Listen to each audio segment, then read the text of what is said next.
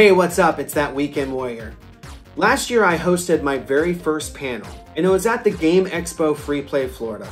I sat down with fellow content creators and YouTubers John Riggs, Bert the Stormtrooper, Greg's Game Room, and Retro Spectrum to talk about collecting. I titled this panel, It's Not Hoarding If Your Stuff Is Cool. If you've watched any of our content, you know we are all collectors, and in different areas as well. I mean, for example, John Riggs wrote a book on cereal boxes. This was a lot of fun to do. It's fairly long, so what I've done is I've set up chapters so you can skip around and see whatever you want to see. Thank you so much for watching, and please enjoy.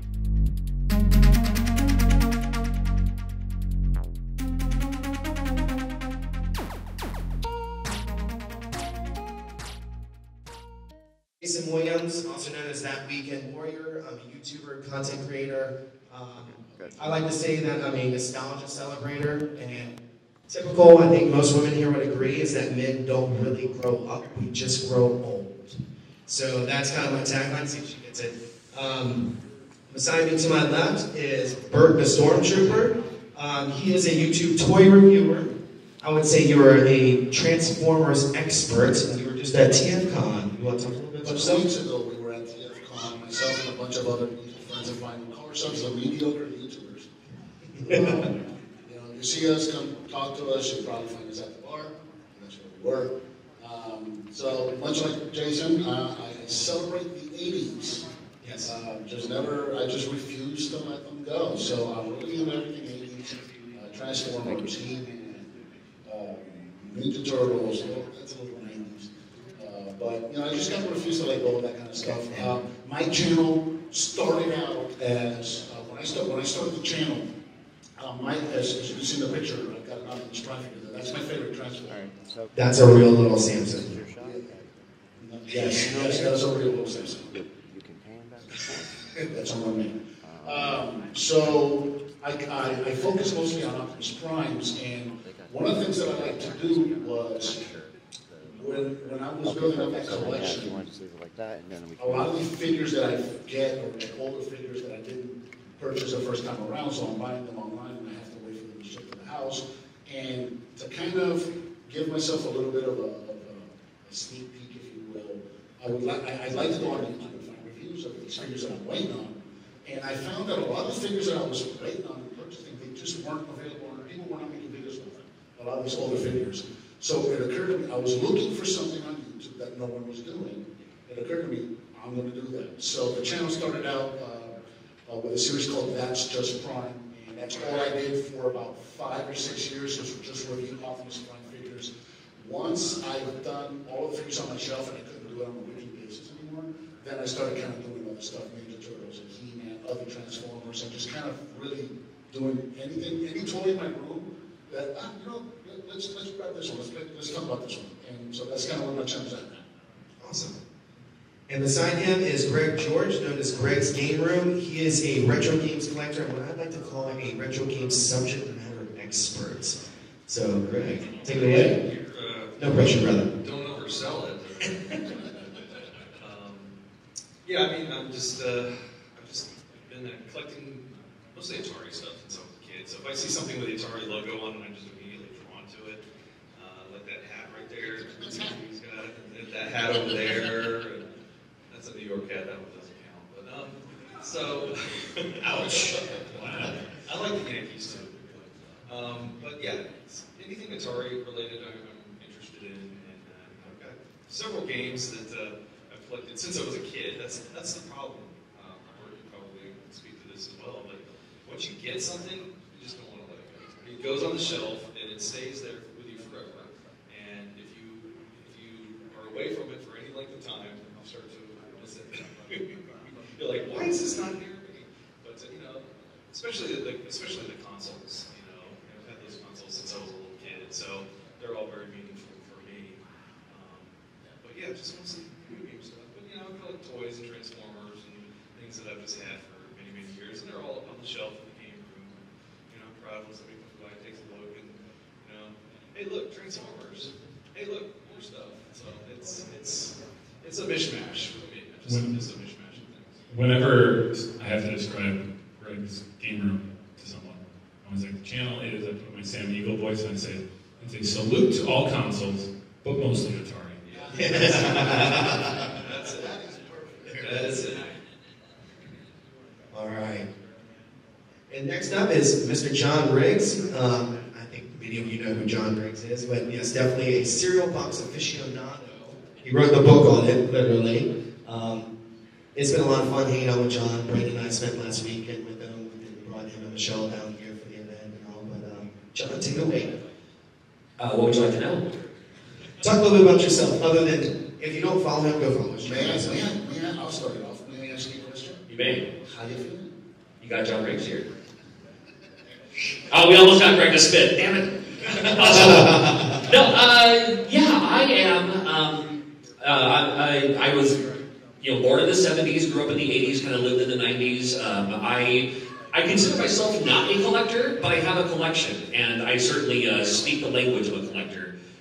I know that mindset as well. I do have.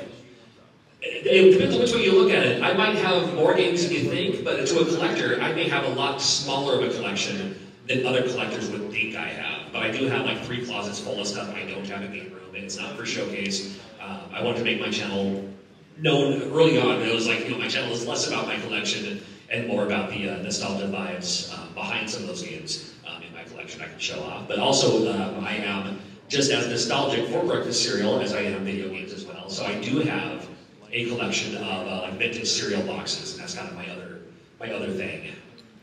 But I love it, and I also grew up with the toys thing too, and I was all about Masters of the Universe and Transformers. I'm probably the only person in the world who likes GoBots more than Transformers, but huge Mask fan as well. Mask is my #1 favorite when it comes to toys, and I love seeing them. I'm not a toy collector, but love seeing them at shows whenever I find some. And on the end is Retro Spectrum, Mr. Brandon Speck. I will never get away from that picture. It gets used in freaking everything. So, Jesus. Let me just chime in real quick before you start. So, I'm the social media manager for Free Play as well, and so I constantly use that all the time, just kind of like, and then we actually use Slack for communication, so we made it actually as an emoji now, so it's awesome. We use the spec, like, emoji. Emoji, I think it's going to be a meme next, it's just all over the place, I can't take it. So I'm going to set this one up a little bit. So I call Brandon a nostalgia historian. I mean, he really does dive into multiple areas of fandoms and what he's into. But one of the things I thought was really unique, I mean, I'm sure you've heard a common thread amongst the 4 of us, like games and toys. Brandon is very much about Happy Meal and Kids Meal toys, I mean, and everything like that. So Brandon, talk a little bit about that. So I should say, before I created my YouTube channel, it had probably been several decades since I'd been to like a McDonald's. And certainly those of you who were there know that McDonald's in the 80s and the 90s just hit differently than it hits now. It's much more cold, and back in the 80s and the 90s it was like you'd be selling plushes for Christmas and ornaments and toys and all sorts of good stuff. Obviously, they Happy Meals. They would give so much you could get at McDonald's that wasn't edible, which is just crazy to me. Like the Mayor McCheese jail that they put kids in the 80s. Remember that? Oh, the best. But so I needed a vehicle. So when it comes to YouTube, I wanted to do something that was different. I needed a vehicle to be able to talk about stuff that I loved in the 80s and 90s.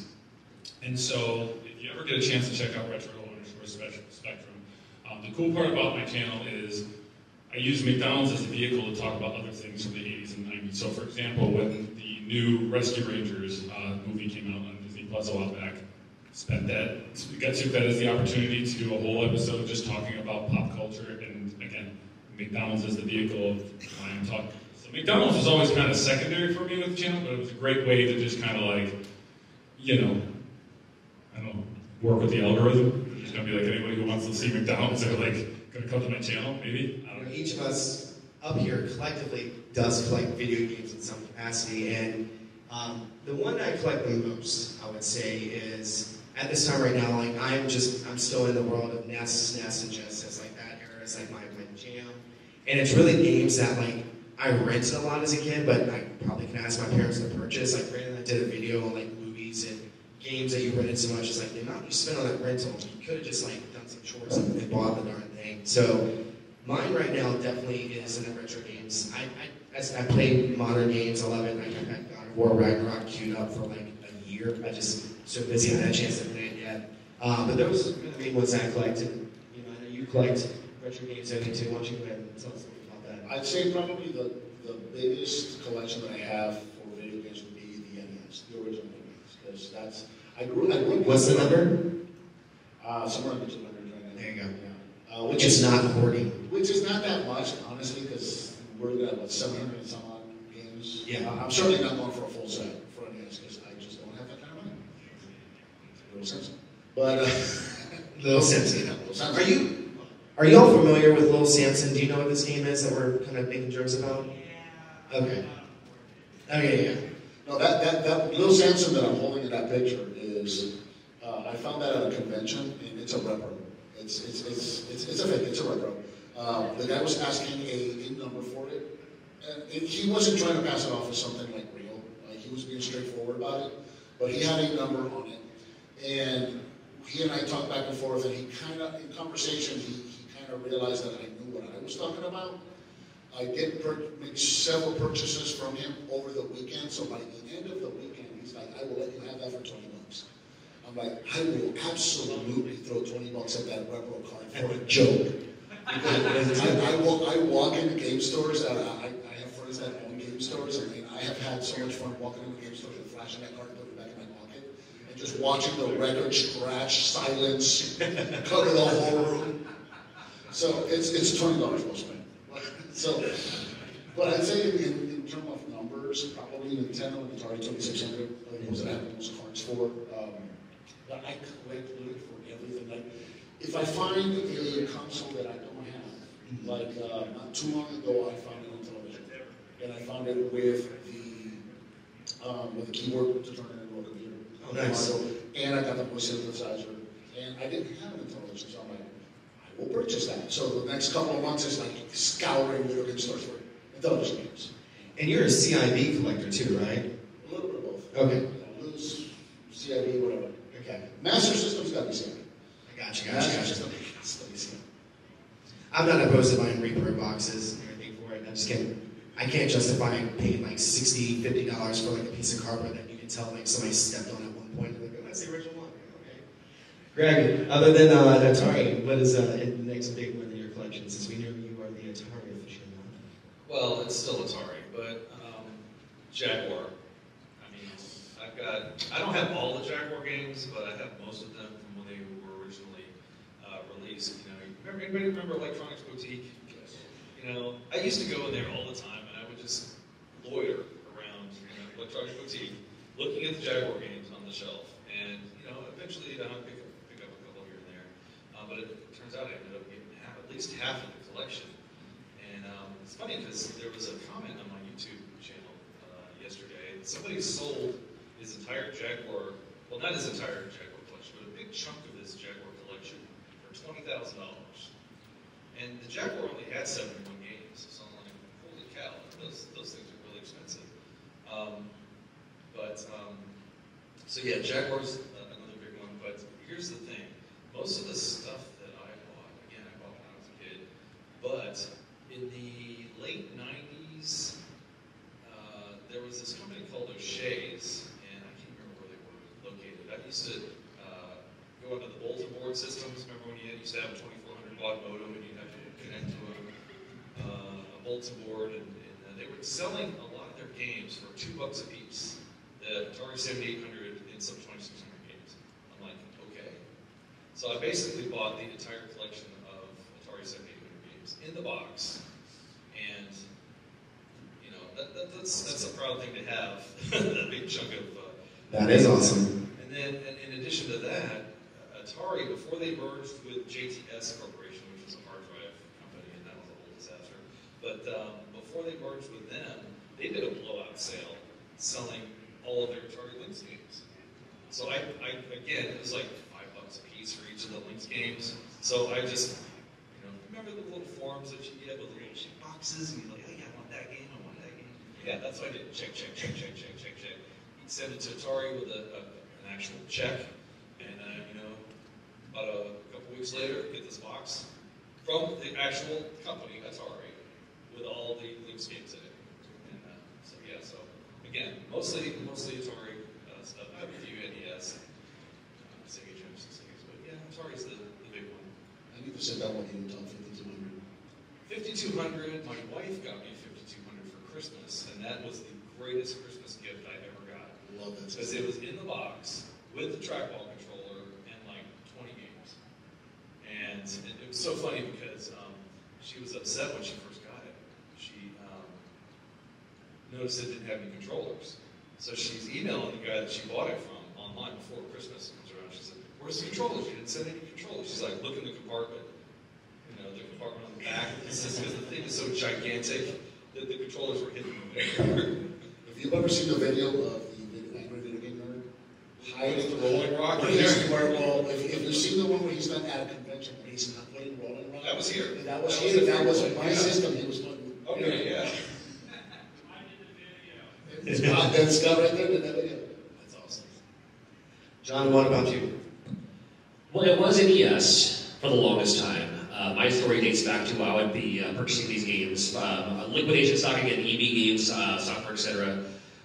Any local stores, because they were liquidating their NES stock to make room for the new stuff. And I got to a point where I'm like, yes, emulation just became a thing, but I may never find these cartridges ever again, because I didn't know the future of how everything was going to go down. So I would literally just buy anything I didn't already have for a long time. Be like between like 98 through until about 2003 or so. But for the most part, late 80s, late 90s, early 2000s. Just all these NES games, and then got married, relocated, had children, changed jobs, relocated again. All these things happened, and I kept my collection at my parents' house in their basement, just marinating. And I wasn't looking up prices. This is back in the day when you'd find, you'd find games that go for like $500 today. You'd find them for $5 easy. You couldn't even give away Contra because everyone already had Contra. It was back in those days. My Swamp Thing costed $2.99. If you played Swamp Thing on NES, it should be about $2.99. It sucks. But so all these things happen, and then here it is 10, good Lord, almost 15 years later. A friend of mine, locally at the time, was like, "Oh, hey, you like old video games?" I never lost the love for them. I just didn't find the value monetarily. For me, I was collecting these games because I just wanted to play them physically. And he said, "Oh, here's all these old games. Here's a list of I found this list on a website. Here's the 10 most expensive games for the old Nintendo system." And I'm looking at this list. I'm like, I have like 8 out of these 10 just sitting in my parents' basement all this time. And so one of the times when I went back home, I basically rescued my own collection back at the time. At the time, I had probably 400 unique games out of the 678 licensed US games in the system. And then there's more than that if you count like Tengen and all the other like Wizardry and stuff.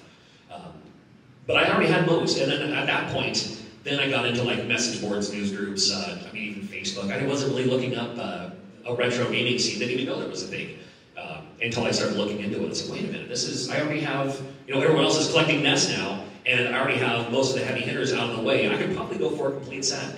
And I got about as far as 620 unique games, and then at that point I'm like, all the rest are sports, and I ain't paying more than $5 for a sports game. With the exception of like pro sports hockey, that was pretty cool, and that's might be worth it or whatever. But and then at that time, I was like, you know what? I'm happy with what I had, and then I started using my own Nintendo collection to help other collectors fill in the holes of those heavy hitters that didn't want to pay eBay prices. So I did the pro deal on a lot of those games too. But when it comes to today, out of all the things I have the most of for any one console, it may be Famicom Disk System, just because I'm a huge import fan. I have all these Famicom Disk Systems. Well, more than that, probably NES Homebrew, now that I think about it. Because anytime I'm anywhere where somebody makes their own video game, there are still people today, myself included, making new games for these older consoles. I always support them. I always grab one. So I probably, if not Famicom Disk System, probably NES Homebrew, which is just, new Nintendo games made between like 2010 to today. I have probably one of each, if I could ever find one. Brandon? I don't know if it's the largest volume, but probably the most impressive collection I have in terms of video games that's not McDonald's food related is probably, I have a pretty solid Virtual Boy collection. And I'm one of those people who I fell in love with that system that is widely hated by people. I can remember Blockbuster for my birthday. Blockbuster had, you could rent the system with a couple games and bring it home, and I played it. And I remember my friend saying, "This isn't real 3D." And I'm like, "I don't know what it is, I just think it's cool." I still think it has the best Wario game ever created, in my opinion. And thank you. I'm glad I got a plus for that, that's awesome. But I have a solid collection. Oftentimes, Jason will point out when we see some of the games that they're going for now at different conventions and stuff, and I'll just tell him, "Hey, don't say anything to my wife. If she sees it's worth that much, I might have to sell it." I think Marcy did arrive, so I was like, "You're talking about that. You might Oh, not." she did, but she's not here. So we're good. Yeah, we recently went to Really Rad, and they had a copy of Jack Bros. Inbox, and I definitely have the Inbox. Do you know what that game is? Are you familiar? It's an awesome game. By the way, that's an amazing game. There are some really amazing legit good. games. Yeah, it's a lot of fun. Yeah. What was the retail price of it? $2,000. Sounds about right in the box. Complete box. Sounds about right. But I love the game. I do. And the problem with Virtual Boy is you can't really emulate it to get the experience. You know what I mean? You can play emulated versions, but it doesn't get that same weird depth thing that made 50% of the population nauseous. Right. But you can if you have a Quest. Okay. Quest has an emulator that emulates it in 3D. It's still not the same though, because to get the full Virtual Boy experience, you need to be crouched over a table with your neck in an unnatural position. Yeah, I'm a tall guy, so it's we're both. Yeah, a horrible idea. It really is. But yeah, it's totally worth checking out. Yeah, Virtual Boy should have probably come with a bottle of aspirin. Yeah. Like I said, 50% of the population, right? It just absolutely hated it. I just happened to be Bottle of aspirin and icy hot. That is the only Nintendo system I do not own. By the way, when I bought it, just to be clear, I didn't pay full price for it. When I bought it, it was like when all like EV Liquidated, yeah. They were like, "Hey, $20 for the system, all the games are there." So we just went, "I was like, how much money I got? Okay, I will take all of this." Right. Yeah, There you go.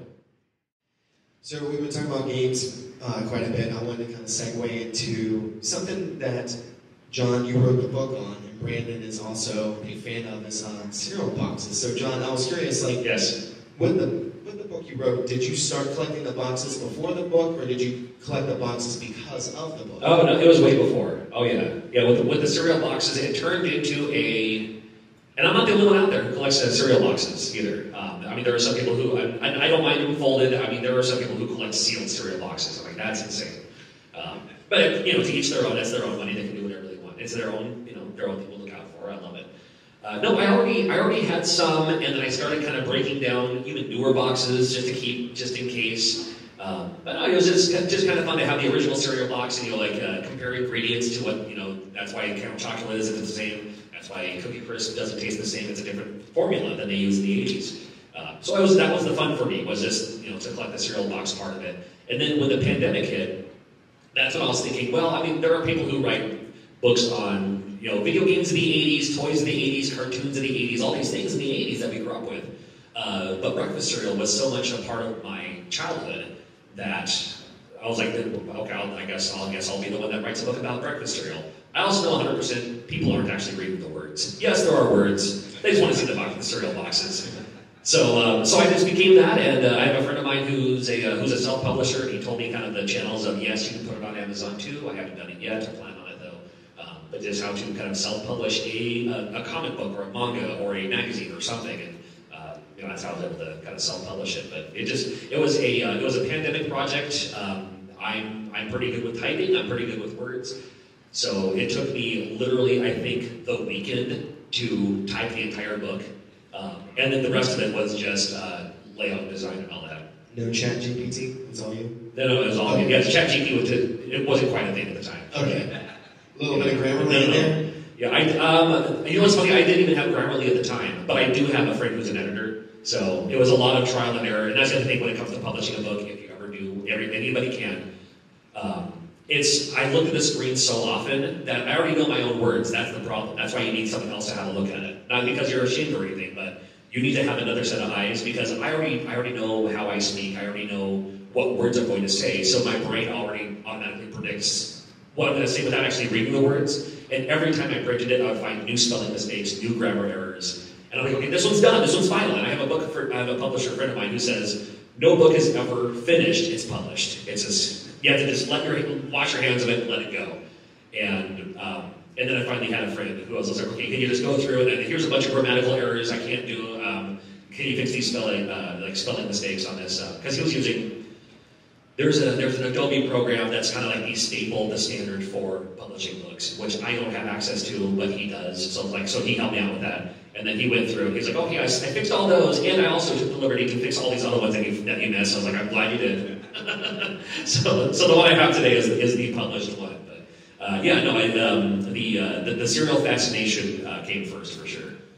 What was it? I mean, because Brandon, you collect cereal boxes. Like, what was the fascination with that as an item to collect? Like, so I definitely, before it was just it became cereal boxes in general. For me, it was just Monster cereal in general, just because I kind of was fascinated by that whole brand. Another funny story. Like, I never ate that type of cereal growing up because I hated cereal with marshmallows in it. But I was just fascinated with the design of the characters and whatnot. So I just loved the marketing that went along with it. But it wasn't until a couple of years ago, I wish I remember which year it was. It was DC Comic Books got some artists on board to redo because I'm a comic book collector more than anything else. And they got some artists to come in and redo the characters like on the cereal boxes one year. And I don't remember who did Frankenberry. He was a Vertigo artist, I don't remember who it was. But they had Terry Dodson do Count Chocula, and then they had the legendary Jim Lee, the artist who did the '90s run of the X-Men and stuff like that, did Blueberry, and a couple years ago, and so that kind of started the fascination with these characters in general, and then it branched off whenever cool cereal boxes came out. I started picking them up, but like a couple years ago, Jim Lee was doing a signing in Central Florida, and so everybody was getting all these legendary comic book signed, 90s X-Men #1, this and that and the other thing, and then I came walking up with the Blueberry cereal box. And the thing is, like, doing stuff like that's fun. Like, I always feel like you almost get... You can remember it that way. That's what I think. I do remember that. For him, he's like, oh, jeez. And I dropped it. And by the way, this was many years after they had done those boxes. So I don't know, I thought it was just fun to just plop that in front of him. And, of course, in my room, I have a little shrine to the Monster cereals, and I mix in some Ghostbusters stuff. And of course, I have a Blueberry there signed by Jim Lee. Yeah. Nice. Not too many people can say that, if anybody else. There were so many comic books I had that would have so much more. No, sure. Yeah, that's what makes it unique. Yeah.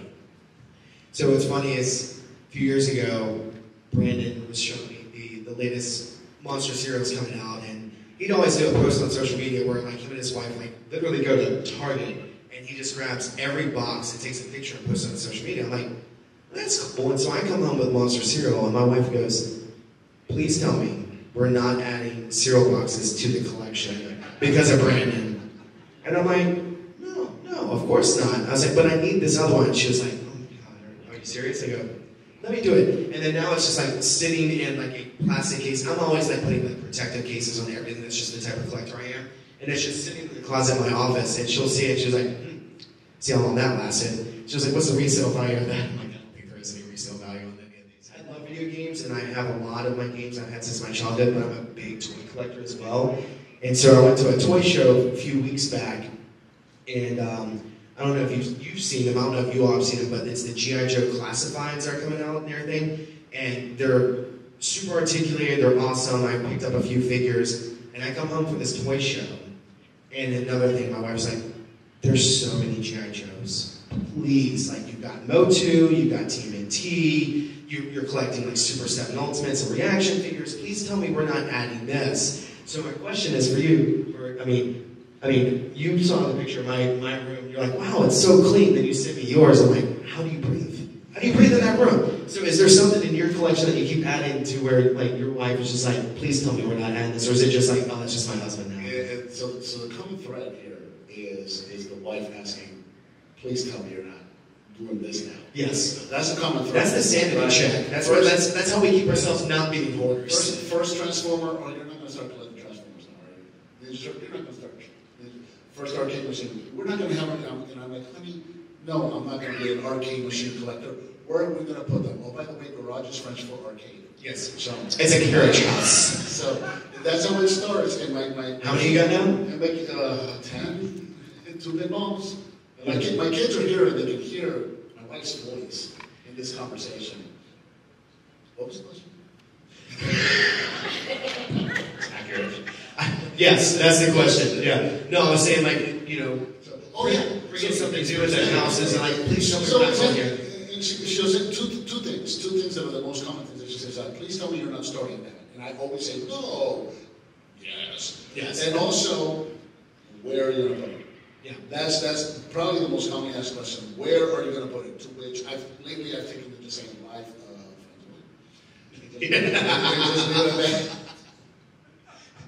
Awesome. So, in my opinion, it's just me. Like, I never really jumped on the Atari side. Like, I have older brothers and sisters that was an Atari at home. We had a ColecoVision. I remember playing Smurfs on the ColecoVision. Nice. But like, Nintendo is where it started for me. So like, in just my opinion, I'm curious to hear your thoughts on this. Is like, I feel like late '80s through like a certain portion of the '90s is kind of like that gilded age, the golden age of gaming. This is just my opinion. Because you see a lot of games that are coming out now. I mean, you go in there like RetroGames got Prison City, and it looks like something straight from like the Genesis SNES era, right? So my question is like, for you, what would you consider to be the golden age of gaming? And it just as it pertains to you. I'd love to hear your thoughts. Well, if we go back even further, I mean, for me, like the Stone Age version of gaming would be, like the 50s and 60s. Oh, I thought you were going to like say like a rock and a stick is what we're coming out with. The Fred Flintstone version of gaming, in, like the 50s and 60s, and then Nolan came along in '72 with Pong, and that's right before the golden age, right? To me, the golden age is probably the early '80s. From about 1980 to 1988, I think. Okay. Because you still have Atari is big in the early 80s. A lot of people forget about that. A lot of people think Atari was just in the late 70s, but the 2600 lasted for like 30 years. Yeah. It's crazy how long that system was still sold. But like the early 80s to like the late 80s. Because you got Atari, you got Sega, you got Nintendo, you got ColecoVision, you got Television, you got everybody's jumping on the bandwagon trying to come up with the next greatest thing, Astrovision, all these different systems that were coming out. That is where most of these franchises that we have today came from.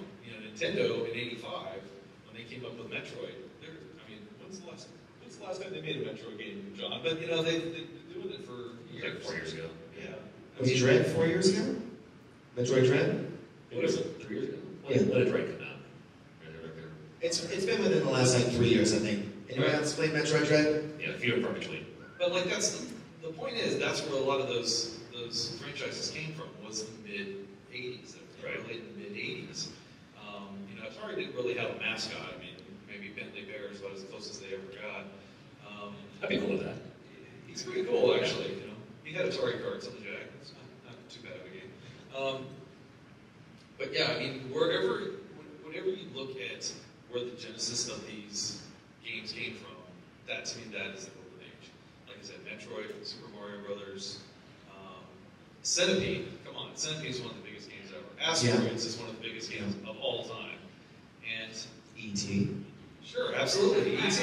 I love E.T. Okay, who I out there love loves E.T.? E.T. I love The that E.T. game is great. If you know how to play it, it's one of the best games ever made. Yes. And it does have an ending. You can't finish that game. Oh yeah, it does. Yeah. It is great. You walk away, and that's the ending. Wrong. Yeah, the spaceship comes down and squishes E.T. and that's the end. There it is. Hey, oops. But yeah, for me, it's the early to the late 80s. Awesome. I agree with that, and there's also a big part of that, not just because these new franchises we were being introduced to it at the time, but it was such a big deal. If you remember, like we lived in a time where we were so impressed by things, and people wanted to try things and like have fun with it. Like everybody wasn't just fed up with everything and unimpressed and just waiting to badmouth it. These things were a big deal as they were coming out, and everybody, it kind of felt like society as a whole was enjoying it together. It was such a cool time to be alive. I feel like Sonic might be the last great character that was created in that golden age. Because what was it, 93? Sonic? Yeah. 91, wasn't it? Yeah, I think he's just on the cusp of that. Right. Yeah. I don't know. Crash Bandicoot was pretty cool there for a little bit. I mean, PlayStation definitely had some good marketing with him showing up and like, doing. Yeah. Showing up at the dinner. It's like Mario. Some of those commercials, they're awesome. Those are fun. Yeah.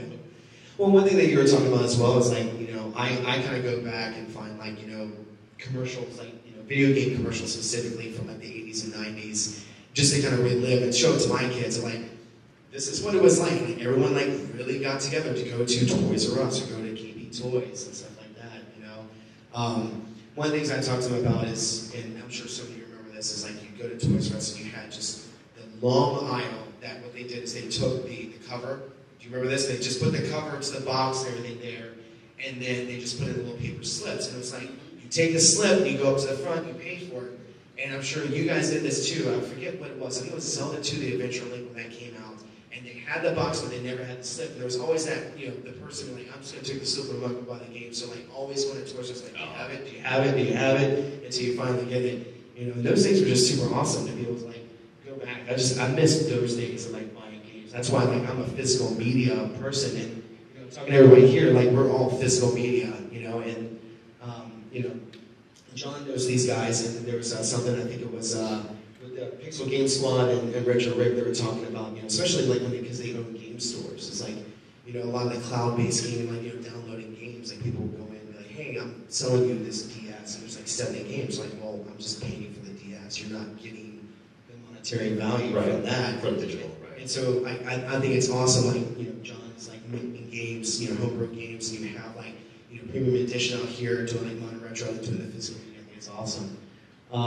Speaking of physical media, I'm going to shift all the way down to Brandon. So I really want Brandon to talk about this, because when I first found out that he was like, yeah, I collect Happy Meal toys, kids' meal toys, I do unboxing videos, everything like that. I didn't know of anybody else like in the YouTube community that was doing it, let alone like, he sends me a text, and this was this summer, I think, when you went to visit family. I sent you a lot of texts, by the way. So. Yeah.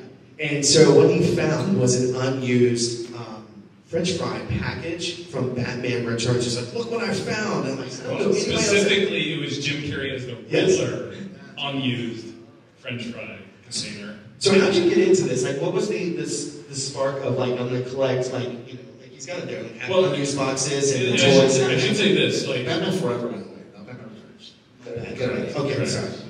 I should say too, I'm way more into the packaging than I am like Happy Meal toys. Like Happy Meal toys are great, but like Happy Meal boxes are like my jam. And one of the things is, I'm like, Jason already collects all the expensive stuff, so I need to collect some things that people don't collect that isn't going to break the bank.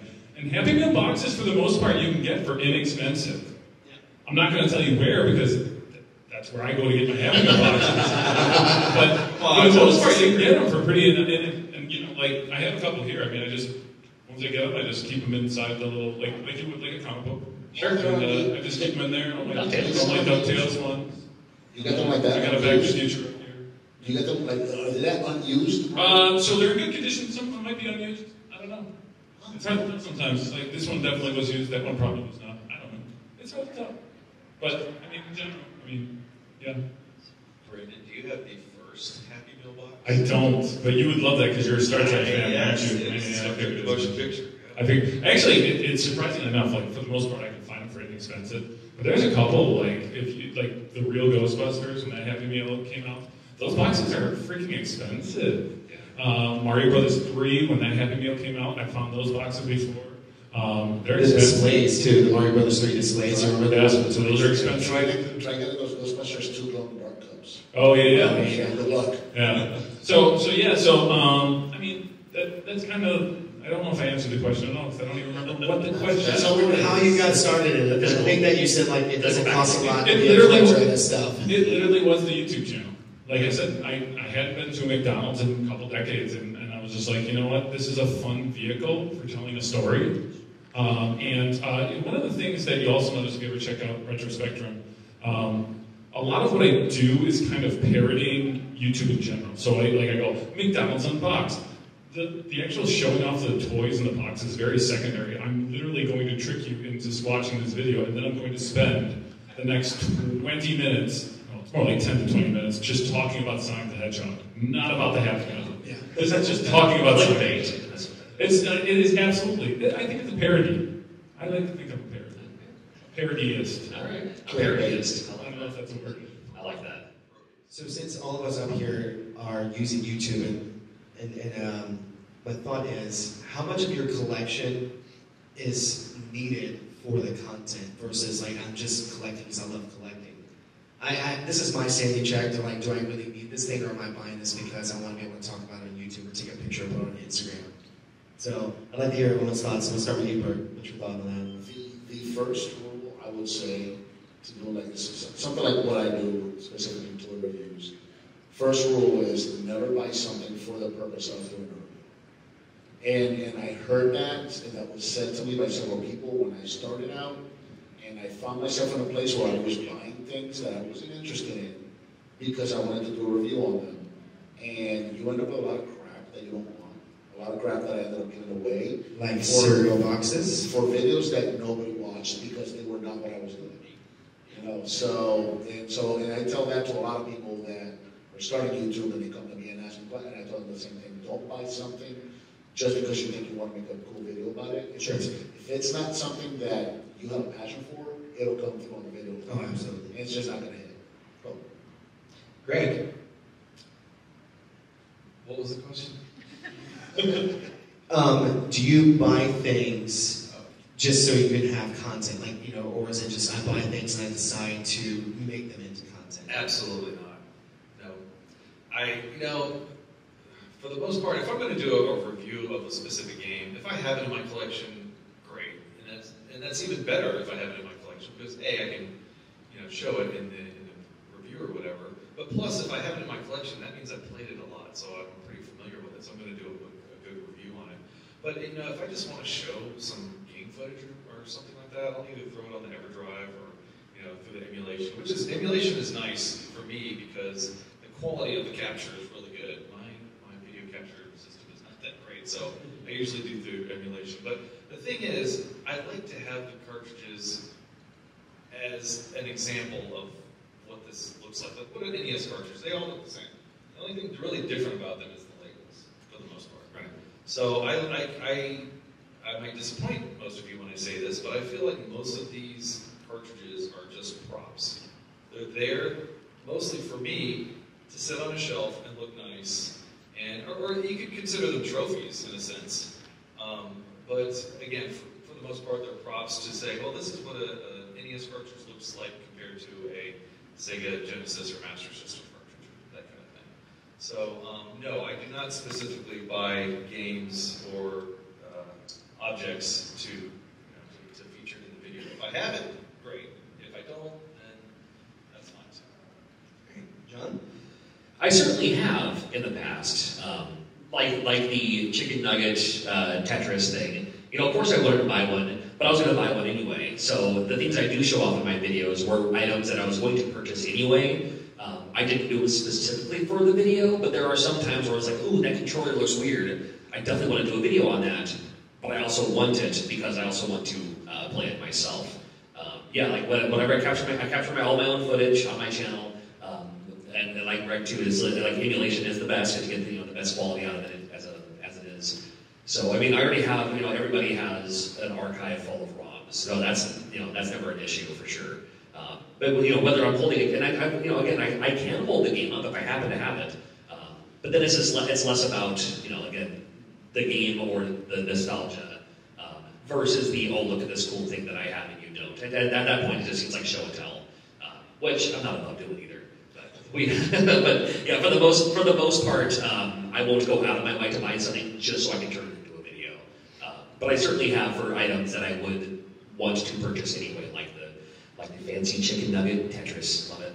I think it's so cool. Oh, yeah. And you bring up a good point there, John, with the controllers. That's something that is unique. Like a game, yeah, you can throw on an EverDrive or an emulator and play it. Right. But a controller, Yeah. you cannot emulate the feeling of some of those wacky controllers that they made back in the 80s. There were several. lots and lots. So in order to review something like that, yeah, you would have to have that controller. Yeah. Brandon. And that's why the Virtual Boy is so important. It is. And that's the name I'll make you. Virtual Boy. The Virtual Boy controller is actually pretty. It's actually pretty amazing powerful. controller. It really is. Yeah. It's absolutely amazing. I no surprise. I probably go about it backwards. I usually will go out and I'll find something stupid, and then I'll fall in love with it, spend needless hours researching the object, and then make a video on it. It's really ridiculous. Jason can probably point this out as well. Recently I found a Garfield phone at Goodwill, and then I found out this was the phone, that pieces of this phone has been washing onto the French shores for like 20 years or something like that. And so literally, like, if you go to my channel, my most recent video before we went into full-on free play mode was literally just talking about scary moments of Garfield. I go into great detail about that phone. And the phone's so cool, but like I went to Goodwill, and my wife, so we usually do walks where we live, and we walk down Goodwill, walk back to her house, and she looks, and she's a huge Muppet fan. She's got her girl cave is Muppet themed, and she found a Kermit sitting there holding the phone, you know, one of those novelty phones. And then we're just walking through the place, and I'm like, that's crazy, because over here there's a Garfield phone. Someone got rid of their novelty phone collection. But it turns out like the Garfield phone was like one of the first novelty phones. And like I said, there's a shipment that got lost and ended up put in a cave somewhere. Like it washed off the boat, floated into a cave somewhere in France. And as time has progressed, these pieces of Garfield phones have just been washing ashore on this French shore. And True story. And that happens to me all the time. Like I find something stupid, and then I buy the stupid thing, and then I research the stupid thing, and then I make a video of the stupid thing. So it's just a cyclical. It's a sickness. It's a sickness. He has this way with his videos. It's like, you know, the joke like 7 degrees of like separation, like or Kevin Bacon or whatever. He'll start talking about like a Garfield phone, and somehow it'll end up in like the World's Fair, and then like how pizza was made. It's like this whole big story. I was like, I don't even know how to That's the Garfield phone. So this is again. If you're going on YouTube, do not listen to this, but I tell this to Jason all the time. My videos are more about context than they are about content. Like the content, I might spend a second talking about, like half a minute, but then I'm just going to set like this whole story going through all these different things that connect to this whole web of things. Right. It's you need that backstory. But again, if you're looking to appeal to the YouTube algorithm, don't fuck my way up to it. It's the this, that, and the other format of video. There you go. Watch any of my videos, you'll know what I'm talking about. There it is. Yeah, because we got into a big conversation, and you and I were talking about this yesterday, Bert, is you guys remember the Noid from the 80s? Of course. Noid? So around the same time, unbeknownst to me, he was working on a video, and he was talking about the Noid, and then I did one about like things I have in my collection I forgot I have because I had so much stuff, and one of them was those PVC figures from the 80s, the Noid figures. So when he set up his video and we're talking, he was like, hey, let me borrow your copy of Noid from the NES. I'm like, I don't have one. And he was like, you don't have one? He was like, no. But this past weekend, we did find one. Well, that was like a real moment of like you and me looking at each other just totally defeated. Couldn't Nobody had Noid. I'm like, you don't have Noid? I'm already mad at myself because I don't have Noid. How did you not have it? So it was. I remember just looking at each other like in silence for like 5 minutes because it was just crazy. Segue to this last question, and this is another one that we did in the beginning and going around is a single item in your collection that has the most sentimental, nostalgic value. It doesn't have to be monetary. So just to kind of set off, I'll go ahead and tell you all is that, like I said earlier, I got my Nintendo Control deck in 1988. And I still have a complete box, but the one thing I have that is the most sentimental value I have is I still have the Toys R Us receipt from 1988 from where my father bought this for me. So like all the stuff I have, like that is the one thing that is like means the most to me, because that's kind of what started in the whole journey of gaming was getting that purchase. So, what about you, Britt? What's like the one item that you have? There is no one item. No? It could be multiple. It's okay. If the house is on fire and you tell me you got enough time to pick up one item, I'm going to die in that fire. The captain's going down with his ship. Bury me with that money. But I think the reason for that is because I don't have a single thing from Atari. Nothing in my collection, and you've seen my collection. Yeah. And none of that is from Atari. You all should absolutely go, I'll put the socials up at the end, go look at his stuff, like YouTube, also Instagram. It is incredible, the amount of stuff that he has. Yeah, Major Prime was in my house 2 weeks ago. He came to visit, and he walked in. He's also a Transformer collector. And you see his videos, you see his room in the background, the way he does his, and it's very impressive. So he comes over, he stayed with me for a week because we did TFCon, and I'm thinking, man, he's going to see this room's going to look just like his room. And he walked into my office and just, and I'm like, what? And he's like, breathe. So it's just one of those, like, it's really this kind of hoarding almost. But the thing of it is, okay, so you can kind of say that this is from my childhood. When my first car, when I started driving, my first car was a 1971 Volkswagen Beetle, all yellow.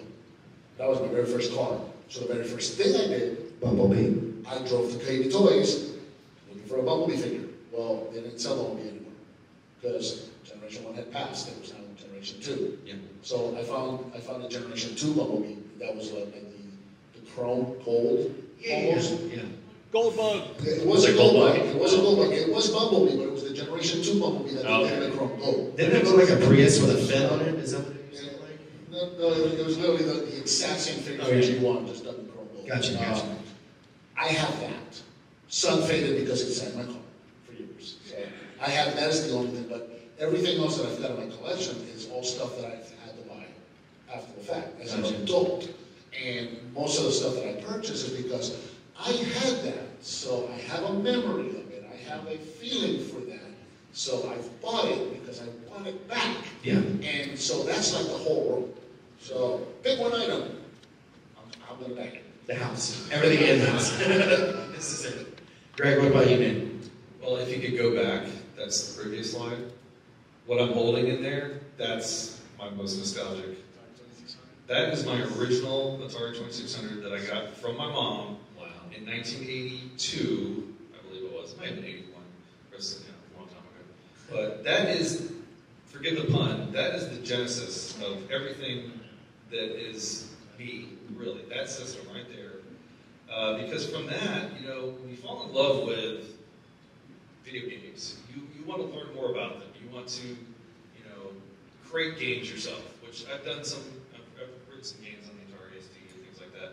But then that also turned into a career for me because I'm an IT guy. I do IT computer stuff. So, web design and web development and web coding, and it all came because of that system right there that my mom got me when I was a kid. So yeah, if I'm going in to the fire, that's the first thing I'm going to get, and then I'll probably go back and get some other things. But that is different. And it sits in my game room. It's the centerpiece of my entire collection right there. It sits in a place of glory right there in the game room. Awesome. John? Well, we're about out of time, so I'll keep this pretty short. And I hate to answer this question because my wife is literally in this room. However, when I was collecting for NES, late 80s, I keep saying that, late 90s, early 2000s, I would always have a kind of a running list in my head for games that I rented back in the day, and I would like to find physical. So I was like, okay, I'll look out for River City Ransom. I'll look out for, and then I find it, and I'm like, okay, now hopefully I can find Lolo 3 or something, whatever. And the one game I couldn't find for the NES was a game called Princess Tomato and the Salad Kingdom, which I promise is a real game. It's an awesome game. I love it. So it's a text adventure kind of game. It plays a lot like Shadowgate if Shadowgate was for vegans. It's Princess Tomato and the Salad Kingdom. I couldn't find it anywhere. Yes, eBay was a thing. I wanted to find it in the wild. And there's plenty of places in the Seattle area where you can find these games. Couldn't find it. And she's like, I'm sorry. My girlfriend at the time found me the game on eBay, probably, and gifted it to me for Christmas that year. So I wouldn't have to look for it. I wouldn't have to find it. I was like, oh, here's someone who kind of gets me. So that happened, and then a few months later I proposed to her, and we've been married 29 years. So that game may or may not have something to do with it, but it didn't hurt. And so the rest of my collection, don't care. It's all just stuff. It's all plastic and circuit boards and chips, but that's one game I'll never get rid of, is that copy of Princess Tomato in the South Kingdom. That's awesome. Brandon? Just going to say my original Stay Puft Marshall Man action figure from the real Ghostbusters line. Left it in the Adirondacks one time. My parents had to drive ridiculous distance all the way back to the Adirondacks because we had to pick up my Stay Puft. That was my go-to thing. Still sits on my shelf. That's my one item. I brought that back. My prototype pack. I built that thing. It took me 3 years to build, and then every year since I've taken it apart and rebuilt it and upgraded it, and over the 15 years, it's been a 15-year project. So that's going to be my one item. Okay. Good. So you're not in a fight. Now I will not die in a fight. Okay. Fantastic. All right, everyone. That is our time. Thank you so much for joining us. Thank you.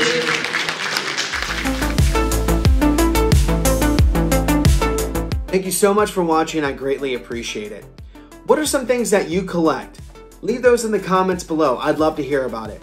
If you haven't yet, please click that subscribe button as well as the bell to get notified when I drop new content. And until next time, remember, it's not hoarding if your stuff is cool.